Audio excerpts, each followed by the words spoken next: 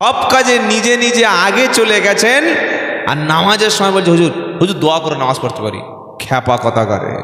নিজে যতক্ষণ চেষ্টা না করব ওই কাজটা আল্লাহ কখনো সম্পন্ন করবেন না। কথা মনে থাকবে ইনশাআল্লাহ। হেদায়েতের মালিক হলেন আল্লাহ। আল্লাহ তাদেরকে হেদায়েত করবে, তাদেরকে দ্বীনের পথে আনবে যারা কোরআন সুন্নাহ শোনার পরে এটা ভাবে, এটা চিন্তা করে, এটা ফিকির করে, এই মজলিসে আসে, এদের সঙ্গে বসে, আল্লাহ তাদেরকে হেদায়েত করবে। কথা মনে থাকবে ইনশাআল্লাহ। এবার নবীর দুটো চাচার নাম বলছি শোনেন। একটা চাচার নাম হলো হযরতে হামজা, আর একটা চাচার নাম হলো আবু তালেব। এই দুটো নবীর একদম নিজের চাচা। আব্দুল্লাহর নিজের ভাই একজন হলেন হামজা রাদিয়াল্লাহু আনহু, যিনি শহীদদের সর্দার, আর একটা চাচার নাম হচ্ছে আবু তালেব। একজন ঈমান নিয়ে কলেমা পড়ে মুসলমান হয়ে মারা গেছে, শহীদদের সর্দার হয়ে জান্নাতি হয়ে গেছে, আর একটা চাচা পাকা কাফের হয়ে মুশরিক অবস্থায় বেদিন হয়ে চলে গেছে। দুজনেই মুহাম্মদ সাল্লামকে দেখেছেন, দুজনেই নবীর চাচা। এটা কেন হলো? কারণটা কি? যখন আল্লাহর নবী সাল্লাল্লাহু আলাইহি সাল্লামের আব্বা মারা গেছেন মায়ের পেটে, নবী যেদিন দাদুর কোলে মানুষ হচ্ছে, আব্দুল মুত্তালিবের বয়স তখন 8 বছর 2 মাস। ক বছর বললাম? 8 বছর 2 মাস। নবীর বয়স 8 বছর 2 মাস। সেই সময় দাদু আব্দুল মুত্তালিব মারা যাচ্ছেন। মারা যাওয়ার সময় ছেলে আবু তালেবকে ডেকে বলছে, দেখ তুই তো ভালো করে জানিস যে মোহাম্মদের বাবা নাই, মাও নাই, তো বাপ মা না থাকলে আমি দাদু তো এতদিন ছিলাম, আমার মরণের সময় হয়ে এসছে, আমি মনে হয় বেশি দিন বাঁচব না। তুই আমার হাতে হাত দিয়ে শপথ কর যে এতিম বাচ্চাটার মানুষ করবি। বল কি বলছিস বল। আবু তালেব বলল, ঠিক আছে, আমি আপনার হাতে হাত দিয়ে কথা দিচ্ছি, যতদিন বেঁচে থাকবো মোহাম্মদকে মানুষ করব। বলুন সুবহানাল্লাহ। এই যেদিন আব্দুল মুত্তালিব মারা গেল, আবু তালেব নিজের ছেলে হযরত আলীকে পাশের বিছানায় রেখে মুহাম্মদ সাল্লাল্লাহু আলাইহি ওয়াসাল্লামকে নিজের কোলের কাছে রেখে দীর্ঘদিন লালন পালন করলো। আর নবী যখন নবুয়ত পেলেন, 40 বছর বয়স হলো, নবী ফিরে এসে বললেন, চাচা একবার কলেমাটা পড়ে নাও। চাচা বললে, অত তাড়াহুড়ো করতে আছে, প্রচুর সময় আছে, পড়বো। এই করতে করতে 10 থেকে 11 বছর সময় হলো না। আবু তালেব যেদিন মারা যাবে, যেদিন মারা যাচ্ছেন, ইন্তেকাল করে চলে যাচ্ছেন, সেদিন আবু জাহেল, আবু লাহাব, উতবা, সাইবা, মুগীরা সকলে বসে আছে নবীর চাচার মাথার কাছে, আবু তালেবের কাছে। আর মুহাম্মদ সাল্লাম সুযোগ পেয়ে একটু দাওয়াত দিতে গেছে, গিয়ে বলছে, চাচা তুমি তো আমাকে কথা দিয়েছিলে কলেমা পড়বে, একটু পড়ে নাও। তখন আবু তালেব বলছে, ভাইপো সব ঠিক আছে, কিন্তু পরিবেশটা দেখছো, পাশে কারা বসে আছে, বড় বড় কাফেরদের লিডাররা, এই সময় কলেমা পড়া যায়?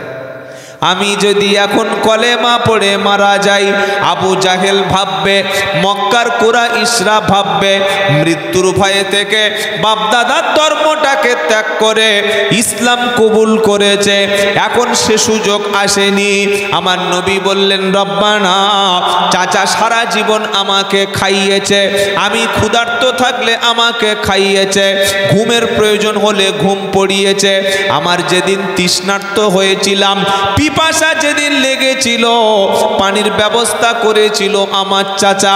কেউ আমাকে মারতে আসলে, দু কথা বলতে আসলে, আমার চাচা পিঠটা পেতে দিয়ে আমার পরিবর্তে সব সহ্য করে নিয়েছে। আজকের চাচা মারা যাচ্ছে, রব্বানা আমার চাচাকে কলেমা নসিব হবে না। আল্লাহ পাক ওই সময় সাপ শুনিয়ে দিল। পারা নম্বর 20, সূরার নাম কসাস, 8 নম্বর লাইনে 56 নম্বর আয়াত, ইন্নাকা লা তাহদি মান আহবাবতা ওয়ালাকিন্নাল্লাহা ইয়াহদি মান ইয়াশা ওয়া হুয়া আ'লামু বিল মুহতাদিন। আল্লাহ শুনিয়ে দিচ্ছে, নবী আপনি যাকে ভালোবাসেন, যাকে খুশি করেন, যাকে মনে করেন, আপনার মন চাইছে যাকে, সে হেদায়েত হবে না। আপনি যাকে ভালোবাসেন ভালোবাসেন সে কলেমা পড়বে না, মুসলমান হবে না।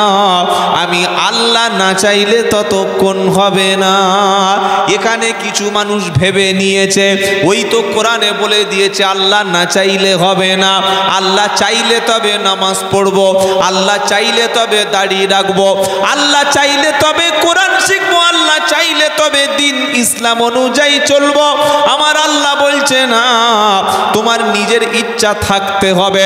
তুমি যখন আমার দিকে একটা পা তুলবে, তুমি যখন আমার দিকে একটা কদম আগিয়ে আসবে, আমি আল্লাহ তখন তোমাকে হেদায়েতের রাস্তাটা দেখিয়ে দেব।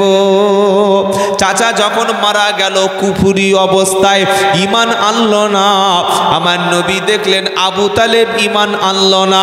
চাচা যখন মারা গেল, নবী সাল্লাল্লাহু আলাইহি সাল্লাম চাচার জন্য আল্লাহর কাছে 12 ক্ষমা প্রার্থনা করতে লাগলো, দোয়া করতে লাগলো। রব্বুল আলামিন আল্লাহ সারা জীবন আমাকে ভালোবেসেছে, সারা জীবন আমাকে খেতে দিয়েছে। কেউ কিছু বলতে আসলে আমার চাচা সম্পূর্ণভাবে আমাকে গাইড করেছে, আমাকে কিছু বলতে দেয় নাই। সেই চাচা বেঈমান হয়ে কবরে চলে গেল। আল্লাহ আমার চাচাকে কি তুমি ক্ষমা করবে না বলো? আর আল্লাহ পাক সঙ্গে সঙ্গে শুনিয়ে দিল, মা কানা লিন-নবী ওয়াল্লাযীনা আমানু আই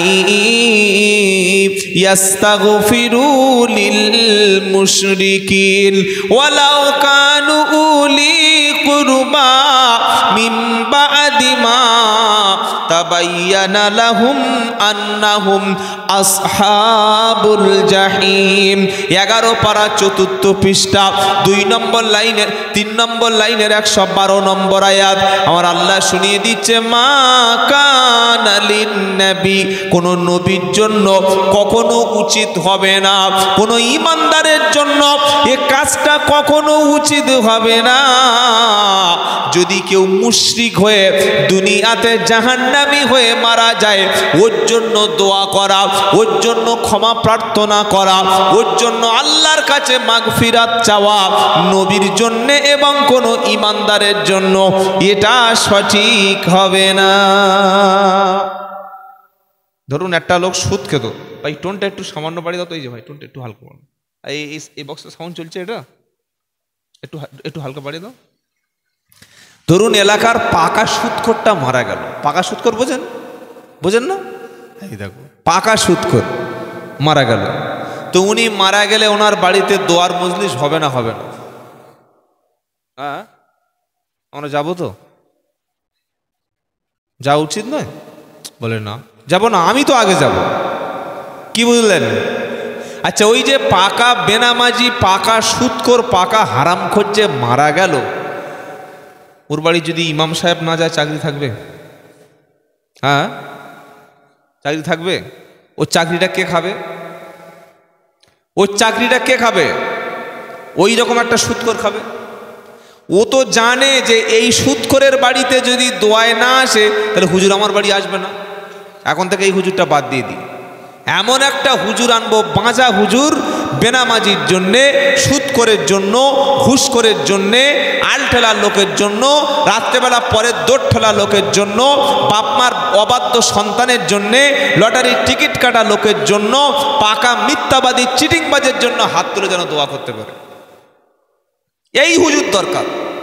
কি বলছি বুঝতে পারছেন না?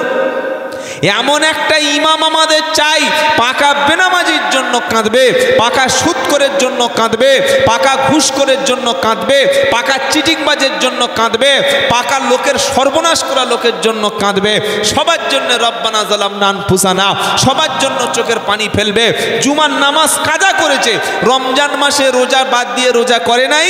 ইমাম সাহেব জিজ্ঞাসা করছে, ভাই রোজা তো 10টা হয়ে গেল, করবে না? বলে চুপ করো, চুপ করো।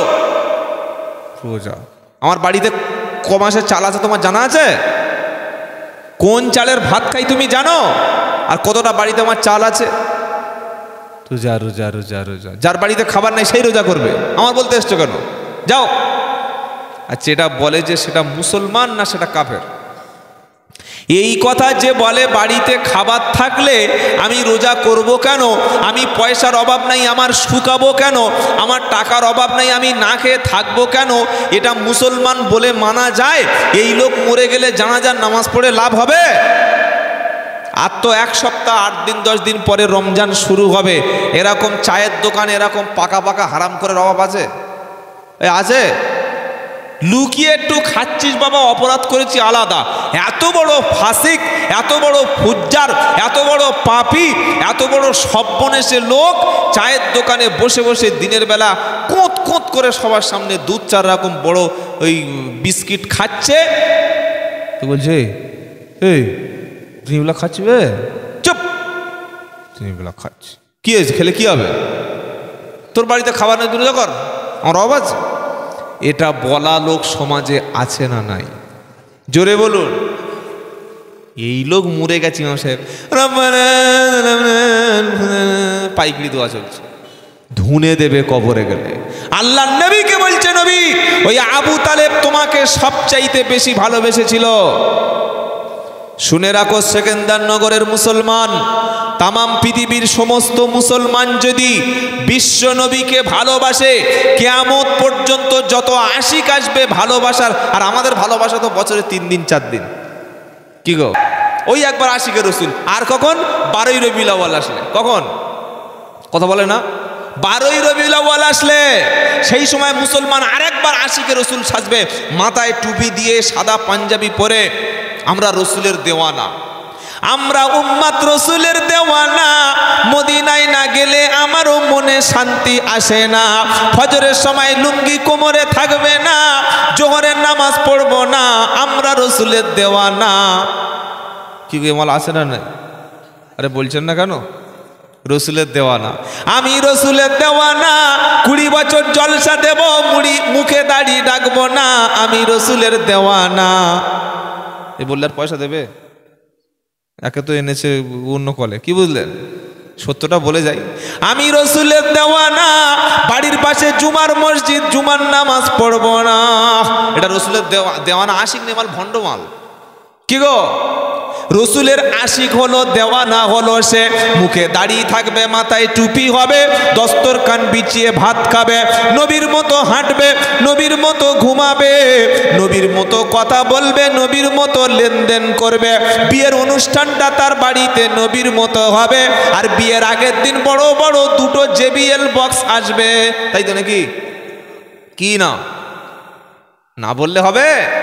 খাতনা মোচনমানির অনুষ্ঠান করছে, দেখি বক্স বাজাচ্ছে। হা হা, কি গো ভাই, মুসলমানের বাড়ি খাতনার অনুষ্ঠান হয় না? হয় না? মোচনমানি হয় না? 3 টাকার প্লেটে 50 টাকা হাজাম 5 মিনিটে কাজ করে চলে যাবে, তার জন্য মোচনমানির জন্য 1 লাখ টাকা বাজেট করেছে। এই মালদায় গেলাম, মালদায় থানাটার নাম ভুলে যাচ্ছি, কালিয়াচক থানা। তো বললো, হুজুর আমাদের এখানে একটা নিয়ম আছে, যেদিন ছেলেদের মোচনমানি হবে সেদিন ছেলেদের ওই খাতনা দেওয়ার আগে মোচনমানি দেওয়ার, যে ছেলেটার মোচনমানি হবে তাকে ঘোড়ার পিঠে তুলে গোটা এলাকা ঘোরাবে। তাই বললাম, ওটা কাটার আগে ঘোরায় না পরে ঘোরায়? বলে না, কাটানোর আগে। পরে ঘুরিয়ে দাও, কিরকম কেটেছে সবাই দেখুক। ছি ছি ছি ছি ছি ছি, এখনো মুসলমান ছেলের খাতনা অনুষ্ঠান করে, এখনো মুসলমান বাপ মরে গেছে 40-এর দিন মিলাদ পড়াচ্ছে। রসুলকে বলছে, রসুল মা কানা লিন নবী ওয়াল্লাযীনা আমানু, রসুলের জন্য কাজটা উচিত হবে না, কোনো ইমানদারের জন্য এ কাজ উচিত হবে না যে মুশরিক হয়ে মারা গেছে তার জন্য দোয়া চাওয়া যাবে না, আর 1 শ্রেণীর ব্যক্তির জন্য দোয়া করেও লাভ হবে না। ওটা বলে দেবো? বলবো বেনামাজির বাড়িতে মিলাদ পড়ে দোয়া করে লাভ হবে না। এ ঘোষণাটা স্বয়ং আল্লাহর, শুনে রেখে দেন। পারা নাম্বার 29, সূরার নাম মুদ্দাসির, পৃষ্ঠা নাম্বার 17, লাইন নাম্বার 12, আয়াত নাম্বার 42 থেকে 46। যদি কোরআন মসজিদে থাকে, বাড়িতে থাকে, পকেটে থাকে, বাংলা কোরআন থাকলে মিনিমাম দেখে নেবেন আল্লাহ কি বলেছে। আমরা ওলামারা সত্য কথাটা বলি, আর যারা বলে না তারা তো দায়ী হবে। যারা বলতে আসে তাদের বলতে দেয় না। যে ইমাম সাহেবটা হক কথা বলে তার চাকরি থাকে না। এবার আল্লাহ কি বলছে শোনেন, বেনামাজির বাড়িতে মিলাদ খাওয়ার আগে, বেনামাজির বাড়িতে দোয়া করার আগে ভালো করে শোনেন, পাকা পাকা বেনামাজি, জুমার নামাজ নাই, খালি বছরে দুটো ঈদের নামাজ পড়ে, ঈদুল ফিতর আর ঈদুল আজহা। ঈদুল একজন নিয়ত করছে, বলে এবার ঈদুল জোহা জানাজার নামাজ শুরু হবে। চিন্তা করেন মুসলমানের অবস্থা। তো আল্লাহ বলছে শোনো, বেনামাজির জন্য দোয়া করে মিলাদ পড়িয়ে কোরআন খানি করিয়ে বেনামাজির জন্য কোনো লাভ হবে না। বললে সব মনে সে কি কথা বলছেন, আমাদের পাড়ায় তো বেশিরভাগ বেনামাজির বাড়িতে দোয়া হয়। পাড়া নাম্বার 29 সূরা মুদ্দাসসিরের 42 নম্বর আয়াত আল্লাহ পাক শোনাচ্ছে, ইয়াতাসাআলুনা আনিল মুজরিমিনা মা সালাকাকুম ফি সাকার ক্বালু লাম নাকু মিনাল মুসাল্লিন ওয়া লাম নাকু নুতঈমুল মিসকিন ওয়া কুন্না নাখুদু মাআল খাইদিন ওয়া কুন্না নুকাদ্দিবু বিয়াউমিদ্দিন হাত্তা আতানাল ইয়াকিন ফামা তাওফাউহুম শাফাআতু